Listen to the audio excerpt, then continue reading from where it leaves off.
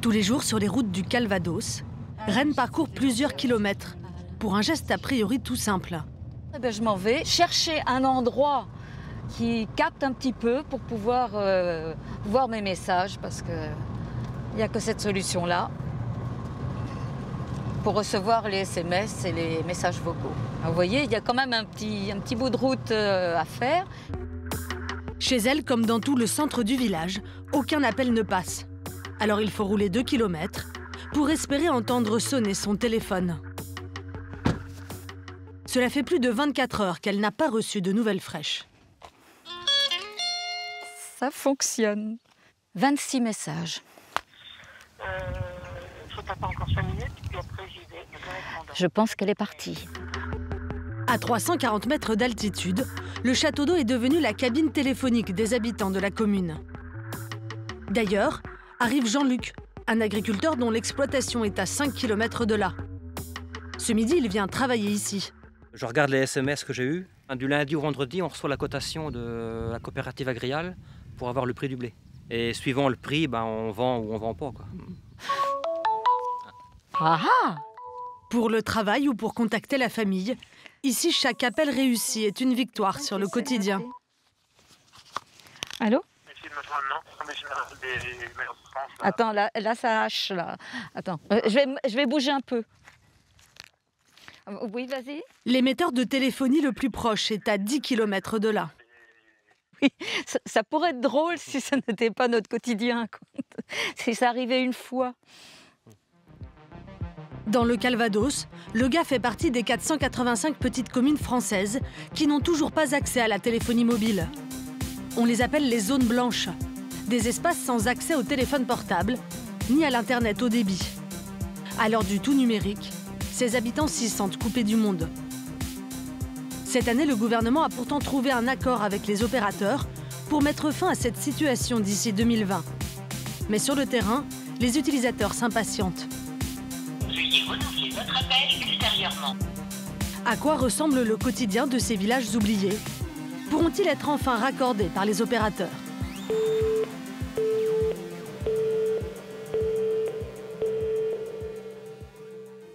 L'année dernière, Reine est devenue maire de sa commune de 200 habitants.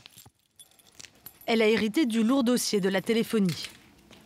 Ici, impossible de capter quel que soit l'opérateur. Pourtant, depuis 2015, un projet d'installation d'antenne existe. On a eu des retards, des atermoiements, une absence d'interlocuteurs. C'est pas de la patience qu'il nous faut, je ne sais plus, il n'y a plus de mots pour ça. Hein. Les opérateurs ont sans cesse repoussé la date de déploiement. Et le village s'impatiente.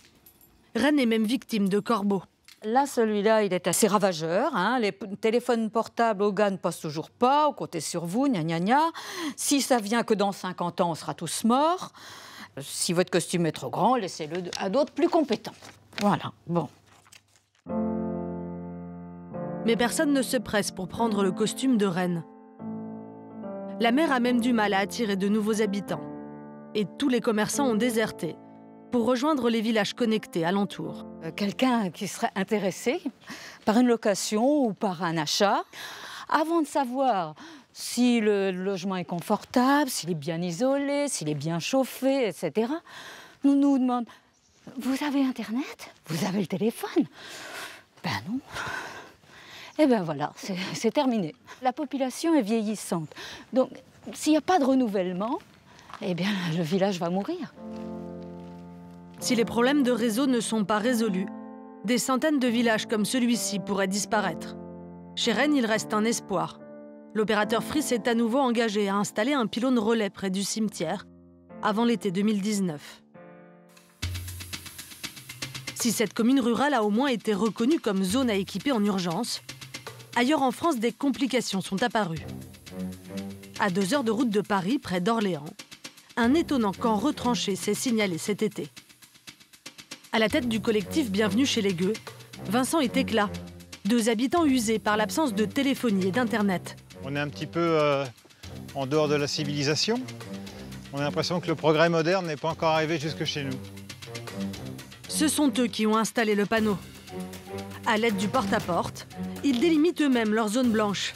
Car selon les opérateurs, la région est bien couverte, même si cela est loin d'être le cas. Bonjour. Bonjour. Excusez-nous de vous déranger, on est du collectif Bienvenue chez les Gueux. Vous avez entendu parler de nous? Oui. À l'aide d'un questionnaire, ils recensent les foyers oubliés par les opérateurs et les fournisseurs d'accès Internet. On fait 3 pas, ça y est, on l'a Voilà. plus. On en refait 3 autres. Ah, tiens, c'est revenu.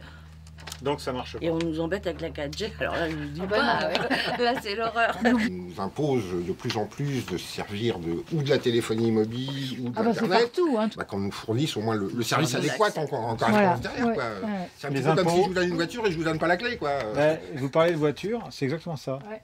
Les services de carte grise n'existent plus en préfecture. Ouais. Tout se fait par Internet. Ouais. Donc il faut qu'on ait un bon réseau.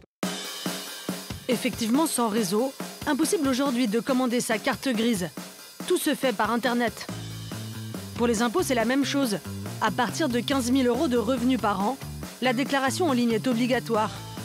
Même la Poste ferme des bureaux et offre de plus en plus ses services en ligne. Le quotidien est aussi fait d'achats sur Internet, mais pour les valider, il faut un code, envoyé par SMS, et impossible à récupérer quand rien ne capte. Ce jour-là, les Gueux espèrent une bonne nouvelle. Vincent et ses voisins comptent enfin être reconnus comme une zone blanche et ainsi obtenir une antenne. L'ARCEP, l'Agence nationale des communications, vient de publier sa dernière carte des zones blanches recensées. Seulement pour la découvrir, c'est déjà un souci. Ça met un petit peu de temps quand même à charger. Hein. La page... ah, c'est affreux. Après plusieurs minutes d'attente, les résultats apparaissent enfin. Ça, c'est la carte maintenant.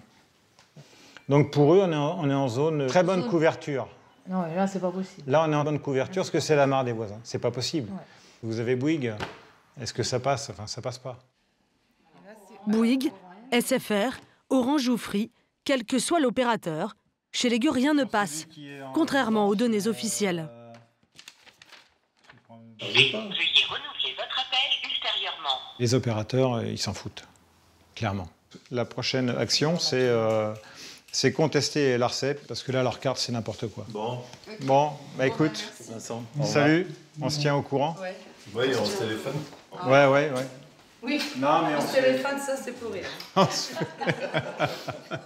Au revoir. En zone blanche, le téléphone fixe est le seul moyen de communication. Mais depuis cet automne, Orange n'installe plus de lignes fixes analogiques. À partir de 2022, ce réseau sera même éteint progressivement. De quoi inquiéter les habitants de ces zones. À Lega, dans le Calvados, Reine, la maire du village, surveille de près ces lignes fixes. Cette semaine encore, des poteaux téléphoniques du vieux réseau sont tombés suite à un accident de voiture. Si on est privé de téléphone fixe, eh bien, on n'a plus rien. Le téléphone fixe, c'est leur seule ligne de vie. Et il prend des jours à être réparé par Orange ou ses sous-traitants. Ils viennent quand ils peuvent, c'est-à-dire pas toujours très tôt.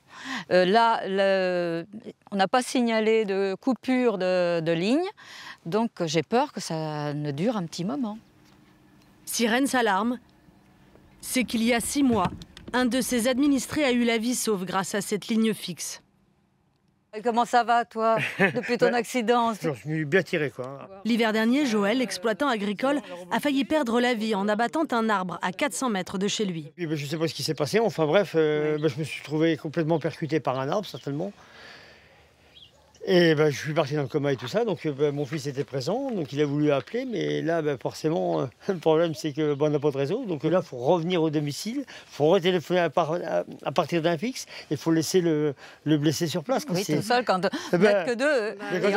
Et encore, vous étiez deux. Parce que imagine si tu avais été tout seul. On a une épée de Damoclès au-dessus de la tête, là. Sans accès au réseau, le danger est permanent. Et dans son exploitation, l'absence de téléphone mobile se fait sentir jusque dans les moindres recoins. Il y a 4 ans, il a investi dans une machine à traire automatique. 24 heures sur 24, les vaches y viennent spontanément tirer leur lait en échange d'une ration de nourriture. Mais Joël doit quand même systématiquement surveiller sa machine. Elle est reliée à son téléphone portable qui est censé sonner à la moindre panne. C'est un défaut de machine, elle est en panne, hein, la vache est bloquée et systématiquement, il n'y a rien pour appeler. Donc, la vache sera pas libérée et puis le robot arrête des 3 heures de temps. Donc si on prend 3 heures de retard, c'est catastrophique, quoi. À chaque panne, ce sont des hectolitres de lait perdus pour Joël. Sur le terrain, les opérateurs téléphoniques se sont engagés dans une course contre la montre pour mettre fin aux zones blanches. Et si on compte le réseau téléphonique et l'Internet mobile, la 4G, c'est près de 20 000 sites qui doivent être équipés d'ici 2020. Le problème, c'est que cela coûte cher. 150 000 € le pylône. Et les délais sont toujours aussi longs. Dans les zones rurales, peu habitées, l'installation n'est pas rentable pour les opérateurs. Alors, dans la vallée du Beaujolais, des habitants se sont organisés différemment. Raphaël, un retraité féru de technologie, offre des solutions à ses voisins. Salut Georges. Salut Raphaël. Bon, je viens Ce jour-là, c'est Georges qui va découvrir une astuce. Pour que tu puisses passer par le Wi-Fi, il faut que tu te mettes en mode hors ligne. Ici encore, le réseau téléphonique est défaillant. Mais Raphaël a appris à s'en passer. Tu actives la fonction appel Wi-Fi. Et là, je t'appelle. Voilà. Et C'est pas belle la vie?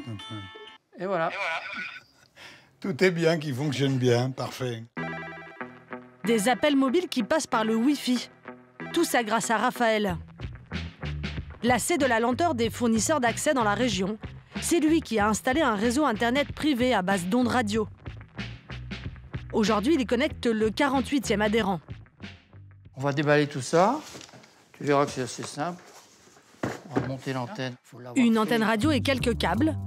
Pour 400 € de matériel et 30 € d'abonnement par mois, les adhérents peuvent se raccorder au réseau privé de Raphaël. Il m'a dit que le relais était là-bas. Hein. Voilà, c'est ça. C'est tout droit là-bas. Tout à fait, tout à fait. Tu vas le régler au pif dans un premier temps. L'antenne est dirigée vers les relais installés par Raphaël dans la vallée. À peine connecté, le pif a marché. C'est comme le morse. Hein. Tu dois avoir des sons très courts et très aigus. Le premier test est concluant. Regardez la vitesse d'un fichier. Là, il est déjà le réseau va 100 fois plus vite que le précédent fournisseur d'accès Internet. Terminé. Il a fini. Il a fini. Ça vaut l'investissement. Ah, c'est incroyable. À la santé du réseau et que ça marche. Des départements étudient actuellement ce très haut débit radio pour mettre fin aux zones blanches. Ah, c'est bon. Bon, et ben maintenant tu pourras te connecter